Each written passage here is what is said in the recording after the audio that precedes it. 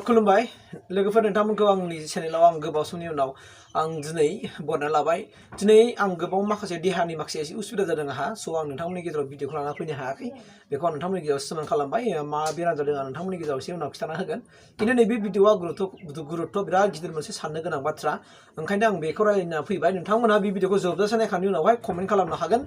नोंनि मोनदांथिखौ बुंनो हागोन शेयार खालामना होनो हागोन स' बाथ्राया जाहैबाय मा नै दिनै नोंथांमोना बयबो ससियेल मिडिया बाहायो हिसाबै फेसबुक बाहायो हिसाबै इउट्युब बाहायो हिसाबै गोबां बाथ्राखौ मोनबाय थादों दायो मा मोनदों होननानै बुङोबा नोंथांमोनानो मोनदों जे जोंनि क'क्राझारनि लक सभा जेनाखि बियाब बेयो मोनसे एसटिफोरनि थाखाय बेयो मोनसे रिजार्भेसनमोन दा बेखौ डिलिमिटेसन खालामनानै बेखौ दा माने बियो एसटि रिजार्भनिफ्राय उथायजाहां जानो थांगासिनो दङ मानो उथायजानो नागिरखो दाना दिनै जोङो गोबां साननांगौ दं आरो बिनि सायाव जोंनि गासैबो बर'नि दैदेनगिरिफ्रा बे बाथ्रानि सायाव गोबां सिरियासै साननांगौ आरो मन'बल थाबाय होननानै आं सानो बाथ्राया जाहैबाय मा नोंथांमोन बयबो मिथिखायो जे दिनै जोंनि नैबे जेनाखि समस्तिया क'क्राझार एसटि लक सभा समस्तियाहाय नायल' जाल' बा गोदोनिफ्रायनो जेनाखि बर'आनो देरहाबोबाय थादों होननानै जों मिथिनो मोन्दों आरो जों रेकर्डआव मोनबोबाय थादों दा दिनै हठात नै बै माखासे थांनाय समफोराव दिनै हेरा स्वर्निया बिथाङा देरहादों एमपि हिसाबै मानिफ्राय नैबे एसटि रिजार्भेसननिफ्राय बिथाङा जाहैबाय मा ट्राइबेल नङाबो ट्राइबेलनि माखासे फोरमानलाइफोरखौ लानानै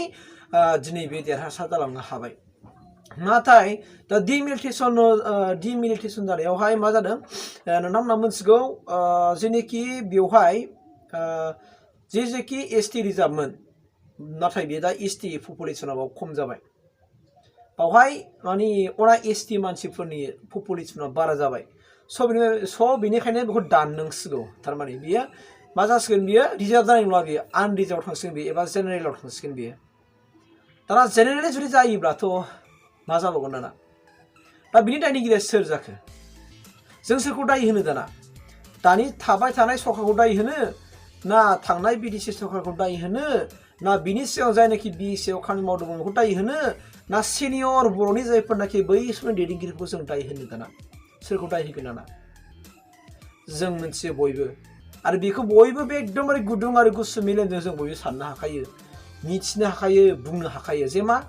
जायफोर बर'नि मानिजाथाव दैदेनगिरि बिथांमोनहा बर'निफ्राय दैदेनगिरि जानानै थांबाय बिथाङा मोनसे जातीय संगठनाव थायोब्ला फुरा बिलकुल गासैबो खामानिखौ मावनो हायो गोसोनि साननायखौ बुंनो हायो मावफुंनो हायो नाथाय जेब्ला जोङो जातीय संगठननिफ्राय थांनानै राजनितिकआव आगान होनांगौ जानानै फैयो राजनितिकआव जै आगान खोलैबाय बेखौ जोंनि रायजो राजाफ्रा गासिबो मोनथिखाजोबगौ मानो मोनसेल' जाथिजों मोनसेल' जनगोष्ठीजों राजनितिक जाया राजनितिकआव फैनाय लोगो लोगो गोबां माखासे हारि माहारिफोरनि भटनि खोथा दङ बे भटनि थाखायनो जोङो उफाय गैया माखासे खोथाखौ जों बुंनो हाया आरो मावनांगौबाबो जों बुंनो हाया अब्ला मा दाना बेबायदि होननानै जोंनि बे क'क्राझार जेनाखि एसटि जेनाखि समस्तिफोर बे आउट खालामजासिगोन नामा दाना दे दाना बेखौ सोर मा होनगोन दाना जों मिथिदों माखासे सेक्रेट सुलुंनिफ्राय जों मिथिनो मोनबाय जे मा आसाम सरकारनिफ्राय बै समनिफ्रायनो आरोना दानि सरकारनि बाथ्रा नङा बियो बा बिटिसिनि सरकारनि समाव जादों माखासे जाथायफ्रा आरो बिनि सिगांबो जादों आसाम सरकारा माखासे नटिफिकेसनफोरखौ हरदों मा हरदों जायफोरनाखि नैबे जेनाखि ट्राइबेल बेल्ट एन्ड ब्लक्स ओनसोलफ्राव हाबनानै दं जायफोरनाखि अना ट्राइबेलफ्रा दिनै ट्राइबेल एरियायाव हाबनानै थाफैबाय जोंनि ट्राइबेलफोरनि हाफोरखौ दखल खालामफैबाय पपुलेसनफ्रा बारा जाबाय बोसोरै इनक्रिमेन्ट जाबाय थायो बिसोरनि पपुलेसनफ्रा बे हिसाबै दाना मा जाबाय ट्राइबेलफोरनि संख्याया खम जाबाय दा बे हिसाबै दाना मा जाखो बेयो दिनै जानो हागौ ओंखायनो दा दिनै क'क्राझार एसटि माने लक सभा बियाबा दिनै आनरिजार्भ जानो थांगासिनो दङ जेनेरेल जानो थांगासिनो दङ दा बिनिखायनो आं नुदों जे जोंना बिदा गिदिर NLFBनि बिथांमोनहा बुंदों जुदि बे जाथायखौ जुदि मिन्थिनानै जों रावबो जुदि जोंनि बर'नि दैदेनगिरिफ्रा एबा जातीय संगठनफ्रा राजनितिक दोलोफ्रा जुदि खौसे जानानै जुदि खोथा बुङाबा बेयाव खिन्थु होसानाय जागोन होननानै बिथांमोनहा बुंदों बाथ्रायाथ' गाज्रिबो नङा दाना सोर मा मावगोन दाना दा सोर मा मावगोन जेनेबा सापज ओरैबायदि आं मिथिनो मोन्दों जायफोरनाखि ट्राइबेल बेल्ट एन्ड ब्लक एरियाखौहाय माने अना ट्राइबेलफ्रा माने मा खालामनो फैदों दखल खालामना थाबाय बिसोरखौ इभिक्सन खालामनो थाखाय अलरेडि माने स्टेट गभर्नमेन्टनिफ्राय बै समनिफ्रायनो बुहुत बोसोरावनो मा नटिफिकेसना फैखाबाय जाहैबाय आरो सोरनो फैगौ डिसिनिफ्राय फैबाय डिसिनिफ्राय सोरनाव फैगौ सार्कोल अफिसाव फैबाय सार्कोल अफिसाव फैबाय दाना बे इभिक्सन खालामनांगौ दंबा माखासे मा जायोनो फाइनान्सियेलनि खोथा फैयोनो दाना बे फाइनान्सियेल बा बे काउन्सिलनि सायाव डिपेन्ड खालामोनो काउन्सिलनि दैदेनगिरिफोरनि सायाव बेखौ माने बे बाजेटनि थाखाय माबा मोनसे हरो प्रप'जाल हरो होनना बुंदों आरो बेखौ बियो बिटिसिनिफ्राय फैफिनोबासो बिसोर इभिक्सन खालामनो हायो दिनै जों नुदों स्टेट गभर्नमेन्टआ गोसो बायदि दिनै मा खालामगासिनो दङ इभिक्सन खालामगासिनो दङ दा बेनिखायनो आं बेखौसो बुंनो नागिरदों नंगौ बिथांमोना एनएलए बे दैदेनगिरिफ्रा थिगखौनो बुंदों जोंनि हायाव गुबुन हारिफ्रा थाफैगासिनो दङ बिसोरखौ होखार अब्लानो जों अलरेडि जों बे जोंनि थाखाय रिजार्भ जाखागोन होनना बुंदों बाथ्रा सैथोबो मानोना बेसेबांबा जुग जाबाय दिनैसिम खुनु रावबो बै अना ट्राइबेलफोरखौ होखाराखै जोंनि हायाव बिसोरो खिन्थु थागासिनो दङ बा दायनिगिरिया सोर जाखो राजनितिक दैदेनगिरिफोरनि थाखायनो सोर जाखो ना सरकाराव जाय सानदों बिथांमोननि जाखो ओंखायनो जों बयबो बेखौ मोजाङै मिन्थिखायो दा